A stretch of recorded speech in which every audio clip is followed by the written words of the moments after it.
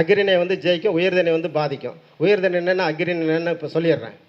அது இதுவரை யாரும் கேட்கல தானே. மிதுன லக்கணத்துக்கு 4ஆம் இடம் வந்து புதன், உயர்திணை அம்மாவை வந்து பாதிக்கும்.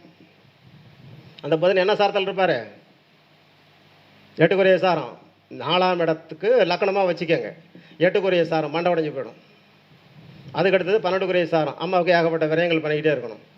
அதுக்கடுத்தது என்ன சாரம்? இன்னொன்று சந்திர சாரமாக மாரகாதிபதி சாரம். 3 சாரத்தில் அந்த அம்மா போய் அந்த 4ஆம் இடம் உட்காருது.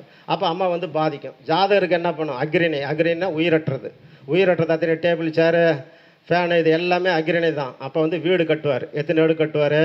4 அடுக்கு கட்டினா அம்மாவுக்கு 4 ஆப்ரேஷன் பண்ணணும். 9ஆம் இடத்துக்கு 8ஆம் இடம். அப்பாவுக்கு 8ஆம் இடத்துல இருக்கிறார் அவர். அங்கேயும் பாருங்கள் 6 சாரம் சந்திர சாரம், 7 சாரம் சூரிய சாரம். அதே மாதிரி இவர் செவ்வாய் சாரம் வந்து மாரகாதிபதி சாரம். இப்போ அப்பாவையும் அம்மாவையும் தூக்கி போட்டு பெண்ட் எடுத்ததுன்னா நீ 4 மாடி கட்டலாம்.